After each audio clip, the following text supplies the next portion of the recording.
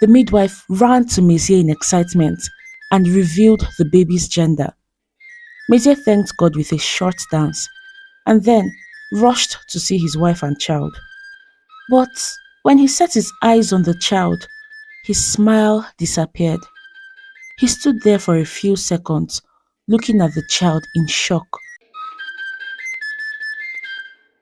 Once upon a time, there lived a couple, Nne and Messier. They were the happiest couple in the village and the role models for aspiring couples. Truly, Nne and Messier were in love, and God blessed them with two male children and all the wealth they desired. But often, Messier would jokingly say to his wife, "How I wish we had a female child. I'll take her to the beautiful places in the village and she will get all she desires in this life." Nne would laugh and accuse Messier of being jealous of her relationship with her boys. But within her, she prayed to give birth to a female child because she knew her husband would be an excellent father to her, just as he was to their male children.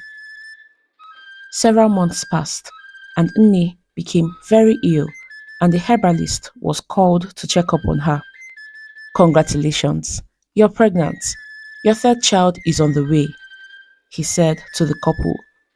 Messier rejoiced at the news. "Finally, God has sent me a female child," he rejoiced, jumping around. Nne looked at him and said, "My love, you say this every time. Perhaps God is sending me another boy to add to my team." But Messier disagreed. He believed it was the girl he had been praying about, so he decided to act in faith. Messier began to ask around for the type of meals his wife could eat to improve her chances of birthing a female child, and when he found out, he went to the market himself and bought beans, fish, almonds, and many other things. He would personally cook them without the help of the maids because he wanted to be sure it was cooked properly. When he was not in the kitchen cooking, he was at the tailor's shop placing orders for matching outfits for himself and his daughter. Messier told everyone who cared to listen that he would soon be the father of a baby girl, and the villagers excitedly waited for Nne to give birth. Some of them joined him in faith and began calling him Papa Wine. On the day of labor, the midwives helped Nne to give birth to her baby, and just like Messier prayed for, his darling wife gave birth to a baby girl. The midwife ran to Messier in excitement and revealed the baby's gender. Messier thanked God with a short dance and then rushed to see his wife and child. But when he set his eyes on the child, his smile disappeared. He stood there for a few seconds, looking at the child in shock. Then, in a short while, he walked away silently from the hut. Messier became a shadow of himself after his encounter with the baby. Several attempts were made to make him see his wife and child again, but he refused. 2 days passed, and his attitude only became worse. He completely avoided discussions that concerned their baby girl. Whenever the baby cried, he would ignore her cries and pretend he was not hearing a sound. He also refused to touch the baby for any reason. Sometimes Nne would catch him staring at the baby from a distance with what resembled fear in his eyes. She also realized her husband began to have frequent nightmares. But as long as Messier refused to speak, she could not understand what was happening. Weeks passed, and Messier refused to speak about the child's naming ceremony. He banned his wife from naming her the name he had pre-planned before her birth. "Do not call her Amara. That name is for my baby girl," he would say whenever he heard Nne calling the child by that name. And every time he said that, Nne would cry. She feared her husband was going mad. One day, an old friend visited Mézier, and while they sat outside talking, Nne overheard her husband telling his friend that he had just two male children. She was heartbroken, but she finally concluded that Mézier thought she cheated on him. So immediately, she began to pack her belongings. She was going to take her children and leave Mézier for good. It broke her heart that a man she loved deeply would think she cheated on him. Just as she packed her belongings, Mézier walked in. What happened? Are we going somewhere? He asked gently. But Nne did not utter a word. Mézier tried to ask severally, but she still would not answer. So he joined her to pack his belongings too. Where are you going without me?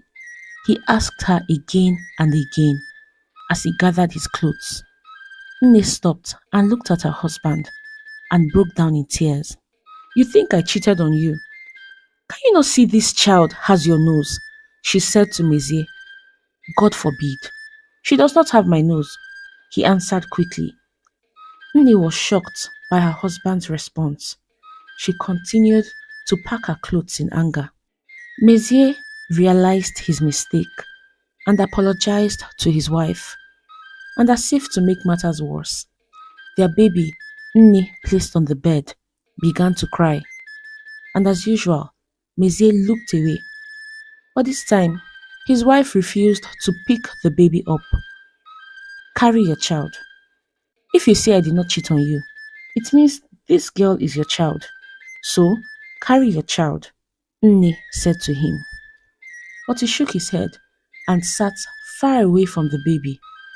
Nne looked at him in anger and said, You know what? I will leave you today and I will leave this child behind. So maybe that way you will be forced to take care of her. But Mézier ignored her threats. Rather, he sat undisturbed in the corner of the room. The baby kept crying, but Nne was determined not to carry her. However, her maternal instincts would not allow her to watch her baby cry for a long time. So she angrily carried the baby from the bed, walked towards her husband, and dropped Amara on his laps. Was that so hard? You have never carried this baby since she was born, she screamed at the top of her voice. But as she shouted, she realized how pale her husband looked, and for a second, she thought he was lifeless. Mézier also began to shiver uncontrollably. So to prevent the baby from falling, Nne quickly grabbed her from his lap. My husband, are you okay? What is the problem? She asked him. But Mézier refused to speak. Rather, he began to cry like a child. Nne was very worried. So she took Amara to her mother in another room, who was around to help take care of the baby. When she returned to the room, Mézier was still weeping uncontrollably. And even though Nne was confused, she sat beside her husband and held him, allowing him to find comfort in her arms. Finally, Mézier was able to pull himself together. My love, please tell me what the problem is, so I can help you, she urged him. Mézier tried to change the topic, because he thought the truth could mean losing his wife. But Nne insisted on finding out. It's my mother, Mézier said slowly. She's not dead. Well, I don't know if she is, but the last time I saw her, the king demanded she was locked up in the dungeon, he finally said to her. Nne was very disappointed. She always believed Mézier was an orphan who lost his parents in the war. When Mézier saw the disappointment on her face, he knelt and begged her, asking for forgiveness. My mother killed my father, Nne. She beat him up until he passed away. Mézier began to cry again as he remembered how evil his mother was to himself and his father. He squirmed in pain as he remembered how his mother forced him to step on hot coals because he asked her to stop fighting his father. Severally, she would starve Mezier's father or lock him out of the house just because he could not provide for his family. Mezier's father lost all his money to swindlers after a bad transaction, and his wife never forgave him for that, especially because she married him for his wealth. And when she became the breadwinner of their home, she turned into a monster. Mezier watched as his father's confidence shrunk. He always heard him weeping in the backyard after his frequent quarrels with his wife. One day, he and his father returned from the farm very hungry, so Mezier went to the kitchen and found a plate of food covered. So he took it to his father so they could share the meal. My son, I know you are hungry, but let's wait for your mother. This food might not belong to us, his father said to him. But Mezier could not wait. "Hmm, Papa, we have not had a proper meal since yesterday evening. I'm going to faint if I do not eat this meal," he answered, and immediately he began to eat the food, offering some to his father, who still refused to have a taste. After a while, Mezier went to the kitchen to get some water, but while he was away, he left the plate of food on his father's lap. Unfortunately, his mother, who was just returning from the market, saw her plate of food with her husband, and immediately she flared up. "Do you know how I earned the money to cook this meal? Who permitted you to eat this food?" she shouted angrily. Mezier ran out and told her he was the one eating the food, but it only made her more upset. "You are a weak man. Why are you trying to turn my son into a liar?" she responded.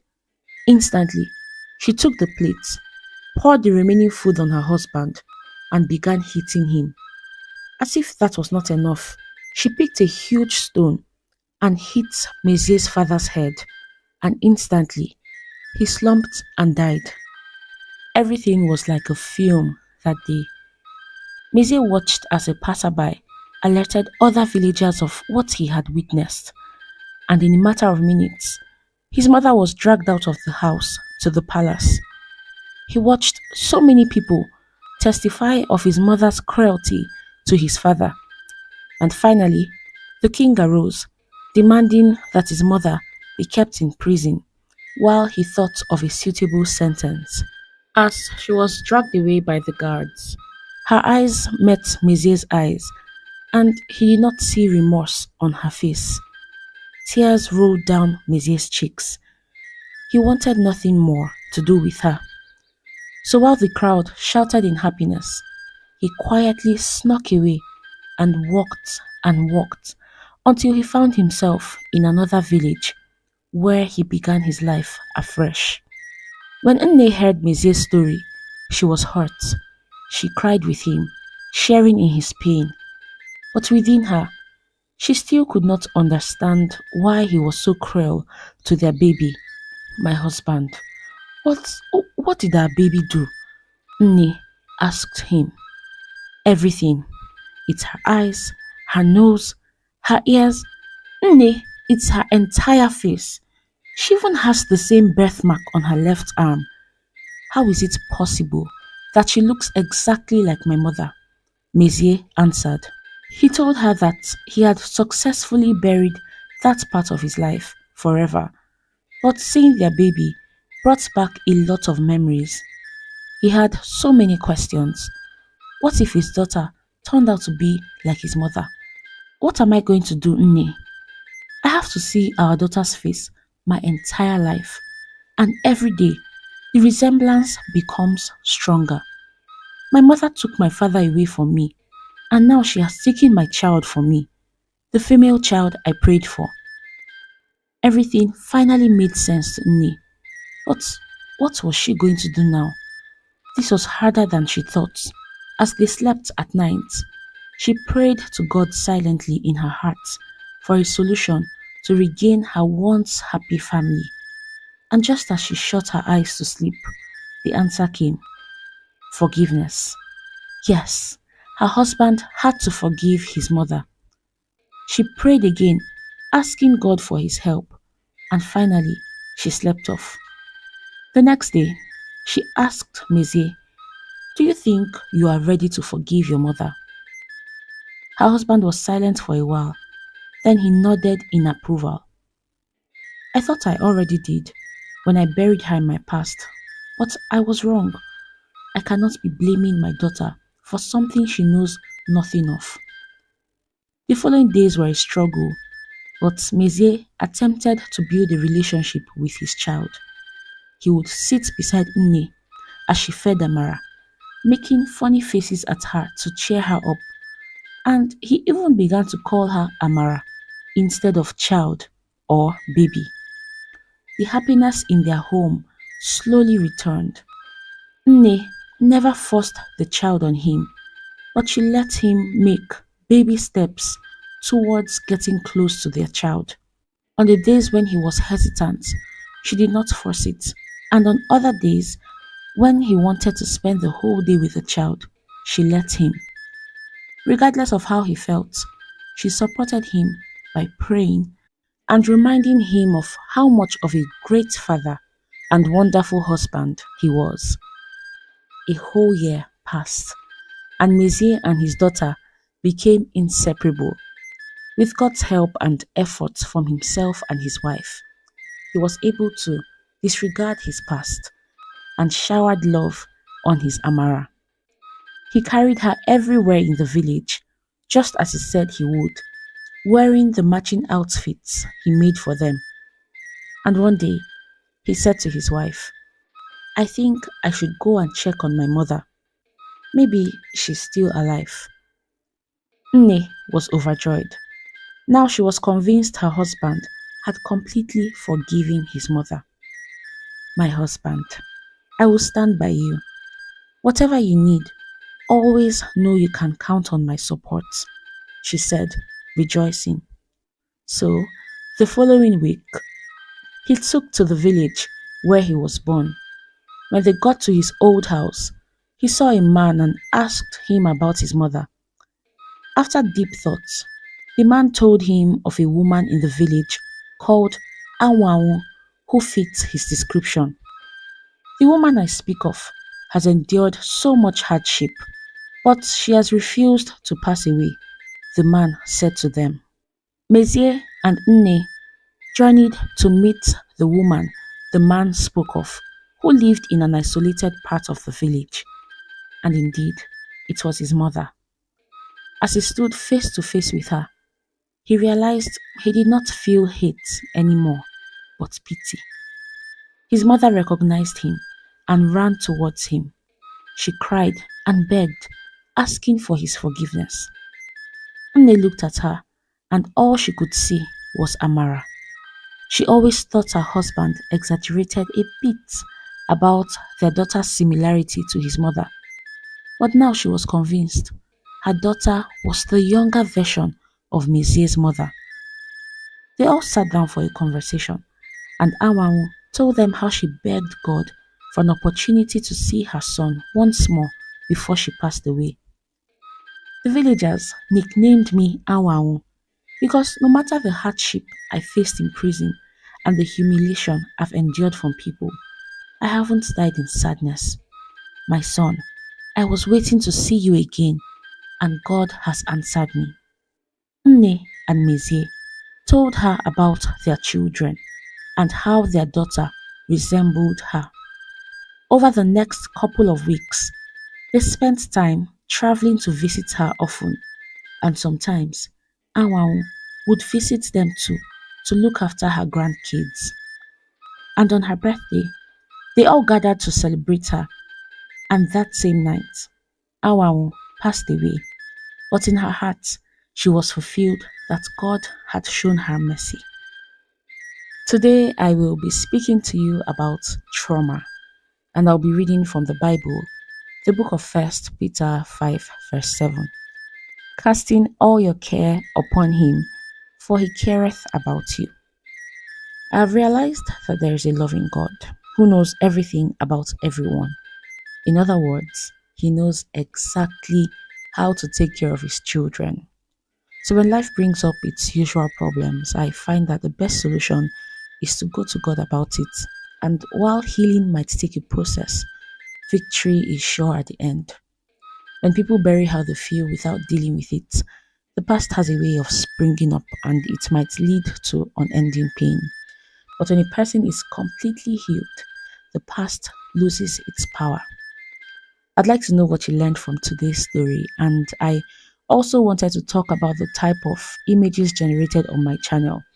I always get a gazillion questions about it. The guy who is in charge of that department is currently running group and individual classes. He also has a team that can do these images for you if you do not have the time. So if you're interested in learning, please click the link in the description box and you will be able to contact him directly. Tell him you're from Chi and you should get a good discount. Thank you for watching this story today. I hope you enjoyed it, and if you did, please like and share with your loved ones. Till next time, bye.